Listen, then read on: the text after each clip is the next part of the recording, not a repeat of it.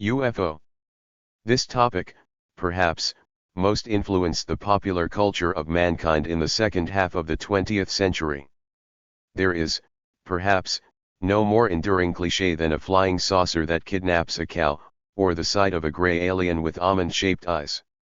Even the very mass nature and at the same time unprovable nature of this phenomenon makes one wonder whether there is some kind of mystery in this. Maybe this is just an element of psychological protection, reducing anxiety, a kind of sci-fi scare that has replaced devils, witches, brownies, and other evil spirits for modern people? Or is this all a cover-up operation for the powers that be, who are hiding something very important behind the popular image of aliens and are simply manipulating ordinary people? Or maybe the aliens are not coming from other galaxies and planetary systems, but from other dimensions. And maybe they have been coexisting for centuries, watching over or even guiding and interfering in the life of our human species on the planet that we frivolously consider ours. In this film you will see what is seditious in UFOs. Flying saucers, big-eyed humanoids, night abductions, and mysterious signals from space, all these are UFOs, the subject of heated debate and crazy beliefs. And, of course, where UFOs appear, men in black automatically appear. But maybe there is a third truth that is equally far from the arrogant debunking of pseudoscientific errors and from the cult-like beliefs in the existence of flying saucers with gray aliens.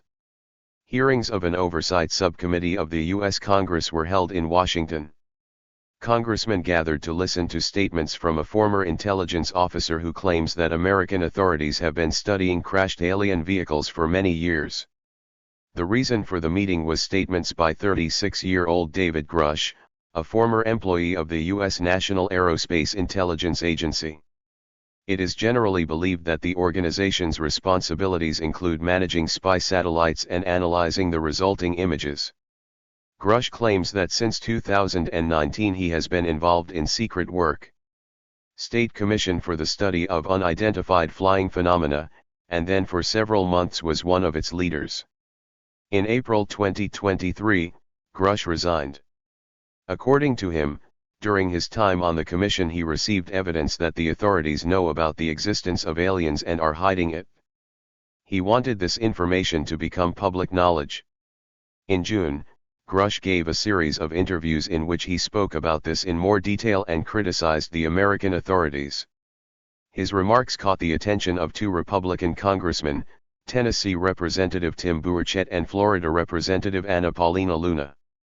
Burchett and Luna initiated an official investigation into UFOs, which culminated in Grush's invitation to Congress. In addition to him, retired military pilots who saw unidentified objects with their own eyes also spoke at the hearings. In June, interviews with the Debrief website, the News Nation television channel and the French newspaper Le Parisien, Grush said that American authorities learned about the existence of aliens at the beginning of the 20th century. According to him, the first alien device crashed in 1933 in Italy. Benito Mussolini kept this secret, but during World War II the Vatican reported the discovery to the American authorities through its channels. In 1944 or 1945, the wreckage was secretly transported to the United States. According to Grush, an invisible struggle has been going on in the world for 80 years between the governments of many states, both hostile and friendly.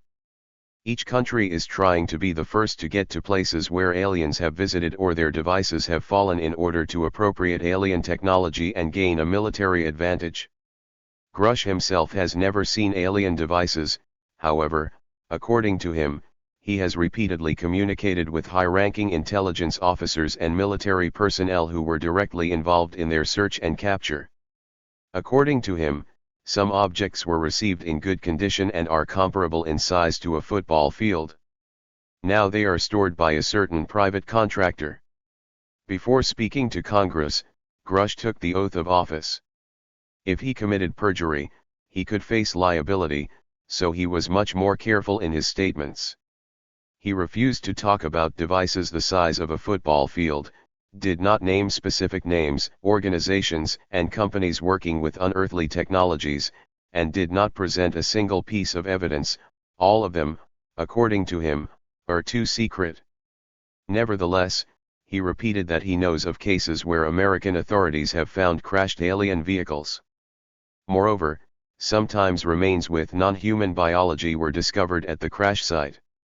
According to Grush, even while working on the commission, he encountered active opposition when he tried to obtain additional information about the finds. He claims to have heard of people who were harmed by authorities to stop the spread of information about aliens. When asked if he knew about the people who were killed for this, Grush refused to answer. Grush said that after speaking in the press they began to take revenge on him. As a result, he claims, both his professional career and personal life suffered. Grush's statements were complemented by those of former military pilots Ryan Graves and David Fervor. In the past, both of them had already talked about their encounters with unidentified objects and could not add anything new. Freyr's name first appeared in the press in 2017, when the Pentagon declassified a number of documents about the search for UFOs and published 2 videos in which unidentified objects were filmed.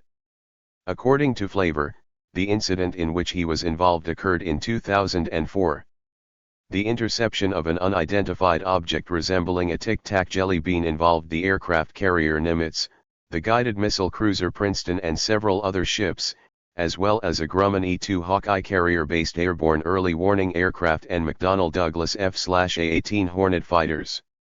Fervor, piloting one of the fighters, observed at a distance of several kilometers a round white object about 14 meters long, on which wings and propulsion systems were not visible. As the UFO descended toward the ocean, the water began to foam beneath it.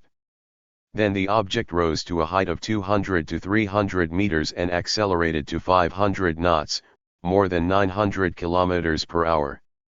Flavor tried to intercept the object, but it flew upward at supersonic speed. Former U.S. Navy Lieutenant Ryan Graves said back in 2021 that he and other pilots of his F/A-18 fighter squadron observed strange and highly maneuverable unidentified objects over the water surface in the Atlantic Ocean southeast of Virginia Beach, Virginia. This happened almost every day for 2 years straight starting in 2015, Graves said. Eventually, pilots began to take UFOs for granted. At the beginning of 2023, in the wake of the scandal that erupted after the discovery of a Chinese probe with spy equipment in the United States, Graves made new revelations. He stated that about 50 to 60 people who served with him in 2014 to 2015 could talk about daily sightings of objects of unknown origin. And it all began more than 75 years ago, when in 1947 the American pilot Kenneth Arnold gave the alien ships the most popular nickname flying saucers. At the same time, he himself claimed that he saw such a UFO in the sky. That is, this design is quite far from a classic flying saucer. In silhouette it is more similar to the U.S. stealth aircraft that were undergoing secret tests at that time. But, nevertheless, from about this day, almost every 10th resident of the United States encountered aliens who could visit him, or even kidnap him aboard the saucer. Not only scientists are concerned about the origin of UFOs. So, for many years, the CIA has been collecting information about phenomena of this kind. Between 2007 and 2012 alone, the U.S. government spent $22 million on a new UFO study called the Advanced Aviation Threat Identification Program.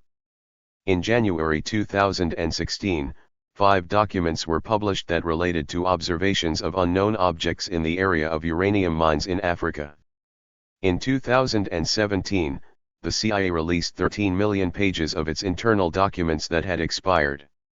The released documents contain entire collections of internal letters relating to the UFO phenomenon, some of them dating back to the 1960s and 1970s. One of them mentions the participation of the International Aviation Committee, IAC. Since 1947, we have received about 1,500 official reports of such incidents, of which about 20% cannot be explained, the document says. For their part, representatives of the world community also made a number of statements.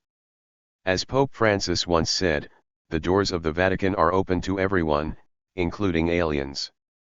According to Francis, no matter how many tentacles there are on the hand extended to him, he is still ready to shake it. Such statements have led to increasingly frequent statements by prominent public figures in the media demanding that the government abolish the default quota. Directly involved in the UFO topic is John Podesta, who in 1997 to 2001 worked as Deputy Chief and Chief of Staff of the White House. He repeatedly made attempts aimed at declassifying documents on UFOs. In 2002, Podesta publicly demanded that the Pentagon admit to contacts with aliens and talk about them. This must be done, he explained. The American people can handle the truth.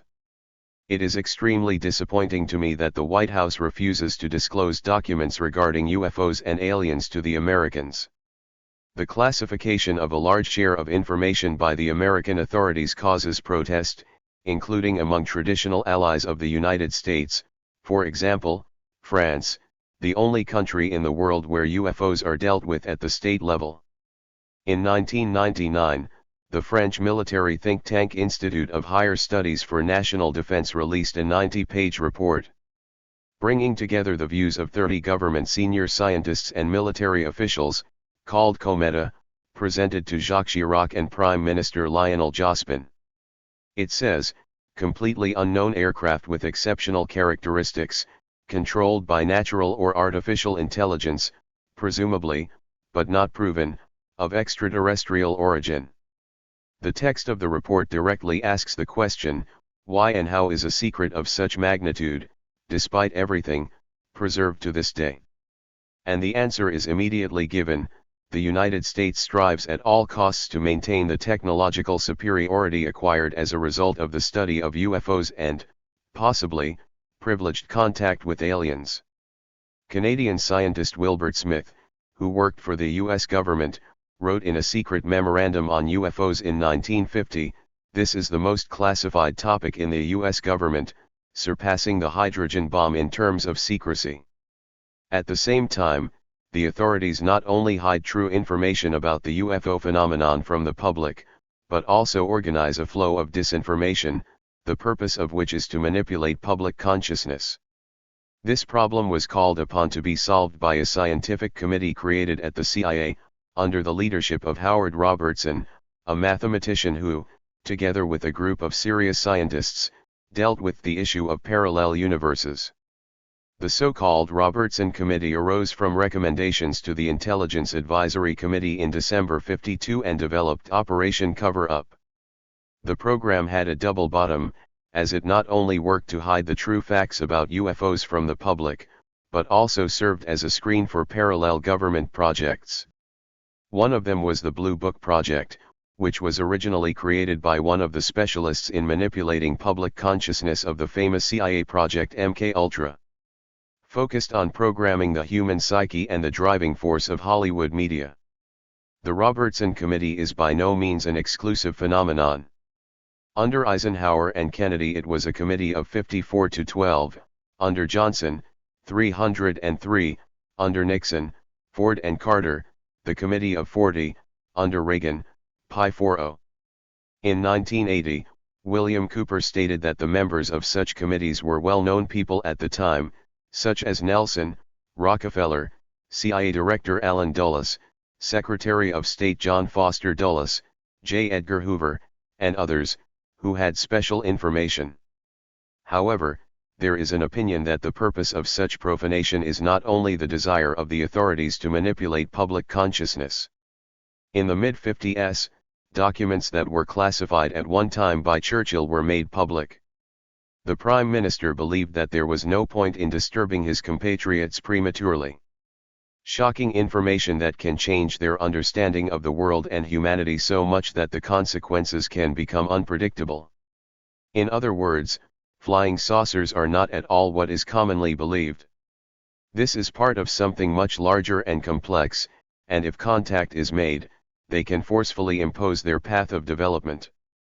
Even the Soviet mathematician Modest Agreste believed that a supercivilization, if it exists, is quite capable of controlling the space-time continuum, closing space into a kind of reservation. In his book Operation Trojan Horse, American researcher John Keel outlines his own version of the nature of UFOs and connects this phenomenon with the idea of parallel worlds. The point is that in parallel with our civilization, outside of time fields and three-dimensional space, a highly developed civilization lives on Earth, which the author calls ultra-civilization. These are just the first strokes to the portrait of the UFO phenomenon. The topic is extremely interesting, but it cannot be covered in one issue. Subscribe to us and see you soon.